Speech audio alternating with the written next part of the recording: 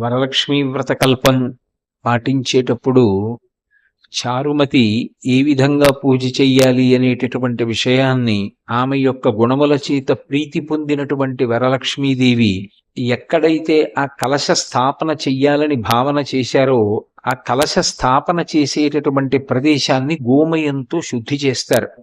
ఎందుచేత అంటే భూమి పవిత్రం కావాలి అంటే దానికి ఏకైక సాధనం ఏది అంటే ఒక్క గోమయంతో మాత్రమే శుద్ధి చెయ్యగలుగుతాం. ప్రపంచంలో 84 లక్షల జీవరాశులున్నాయి అని వేదం చెప్తోంది. 84 లక్షల జీవరాశులలో అన్నిటి యొక్క మలమూత్రములు దుర్వాసనతో కూడుకుని ఉంటాయి. కానీ ఒక్క గోవు యొక్క మలం మాత్రం ఎప్పుడు సువాసనతో కూడుకుని ఉంటుంది. పైగా మనకి ఏదైనా మహోత్కృష్టమైనటువంటి కార్యం చేసేటప్పుడు మనం పంచగవ్య ప్రాసనము అని చేస్తాం. పంచగవ్య ప్రాసనము అంటే ఆవు నుంచి స్రవించేటటువంటి 5 పదార్థములు.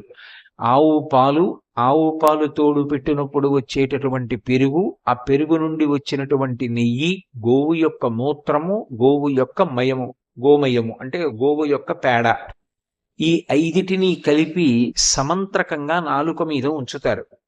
అది మింగినంత మాత్రం చేత పాపములనబడేటటువంటి ఇంధనమునకు అగ్నిహోత్రంలా పనిచేసి లోపల ఉన్నటువంటి సమస్త పాపరాశి ధ్వంసం అవుతుంది అని.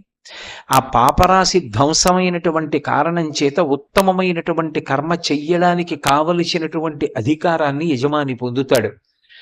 ఆవు నుండి స్రవించేటటువంటి పదార్థాలకి అంత శక్తి ఉంది. గోవుని పశువుగా భావన చెయ్యరు. గోవు సాక్షాత్ పరదేవతా స్వరూపం. అటువంటి పరదేవతా స్వరూపమైనటువంటి ఆ గోవు నుండి స్రవించేటటువంటి అన్ని పదార్థములు పరమ పవిత్రములే. ఆ గోమయంతో మొట్టమొదట ఎక్కడ కలశ స్థాపన చెయ్యాలనుకుంటున్నారో అక్కడ అలకాలి. అలా అలికితే తప్ప ఆ ప్రాంతమునందు ఎక్కడ కలశ స్థాపన చెయ్యాలని సంకల్పం చేశారో అక్కడ అసలు ఆ కలశలోకి దేవతాశక్తి ఆవాహన అయ్యేటటువంటి అవకాశం ఉండదు. అందుకని గోమయంతో భూశుద్ధి చేసి దాని మీద నూతన వస్త్రాన్ని పరుస్తారు. మనకి వేదంలో వస్త్రం గురించి చాలా విశేషంగా మాట్లాడతారు. అంచు లేనటువంటి బట్ట కట్టకూడదు, అంచు ఉన్నటువంటి బట్ట మాత్రమే కట్టుకోవాలి. ఎప్పుడైనా స్నానం చేసిన తరువాతైనా సరే ఒంటి మించి స్నానం చేసిన బట్టని కిందకి విడిచిపెట్టినప్పుడు దాన్ని కాల్తో పైకెత్తడం కానీ, విడిచిపెట్టిన బట్ట అయినా సరే దాన్ని పాదంతో తన్నడం కానీ చెయ్యకూడదు. ఎందుచేతనంటే దేవతలందరూ కూడా వస్త్రాన్ని ఆవహించి ఉంటారు. వేదంలో ఈ వస్త్రము యొక్క నిర్మాణ విధానము, ఆ వస్త్రమును దేవతలు ఎలా ఆవహించి ఉంటారు అన్న మాట గురించి మాట్లాడతారు. అందుకే వస్త్రానికి అంత ప్రత్యేకత.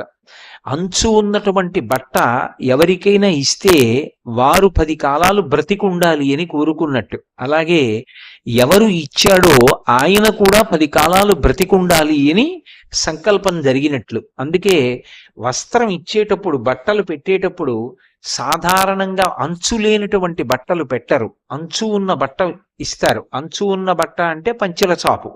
వస్త్రద్వయం, ఎప్పుడూ కూడా ఒక్క వస్త్రాన్ని ఇవ్వకూడదు, 2 బట్టలు ఇవ్వాలి.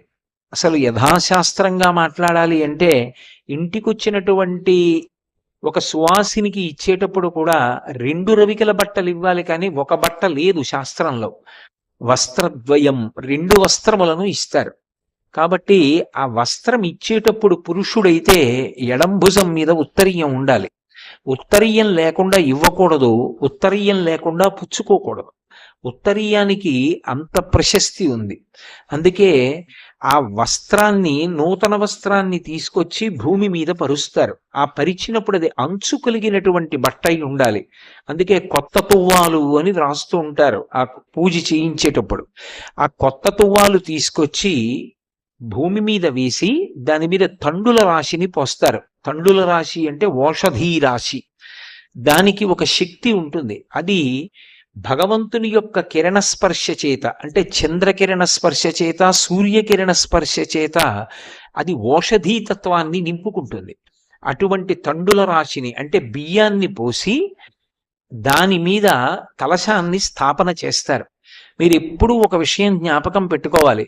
విశేషమైనటువంటి ఫలితములను ఇవ్వగలిగినటువంటి వ్రతము యొక్క కల్పాన్ని నిర్దేశం చేసేటప్పుడు నువ్వు ఖచ్చితంగా ఇంత ద్రవ్యాన్ని వినియోగిస్తేనే ఈ వ్రతాన్ని చెయ్యగలవు, లేకపోతే నువ్వు ఈ వ్రతాన్ని చెయ్యలేవని నిరుత్సాహపరిచేటట్టుగా ఎప్పుడూ కల్పం ఉండదు. అందుకే అమ్మవారి యొక్క మూర్తిని ఉంచేటప్పుడు శక్తి ఉంటే సువర్ణమూర్తి, బంగారు మూర్తి, లేకపోతే వెండి మూర్తి, లేకపోతే రాగి మూర్తి, అది కూడా కాకపోతే ఏ దోషము రాదు.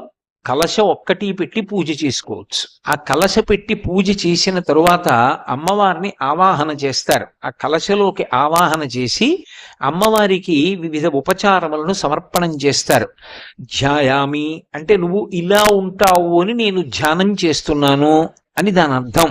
అమ్మవారు అసలు ఎలా కూర్చునుందని చెప్తున్నారు అన్నదాన్ని మీరు చాలా జాగ్రత్తగా ధ్యానం చెయ్యాలి. ఆవిడేదో పద్మాసని, పద్మకరి, ఆవిడ ఒక పెద్ద తెల్లటి పద్మంలో కూర్చుని ఒక కాలు చాపడమో రెండు కాళ్ళు చాపడమో చేసి కూర్చుందని భావన చేసి పూజ ప్రారంభం చేసిన తరువాత ఇక లౌకిక సంభాషణ చెయ్యకూడదు. వ్రత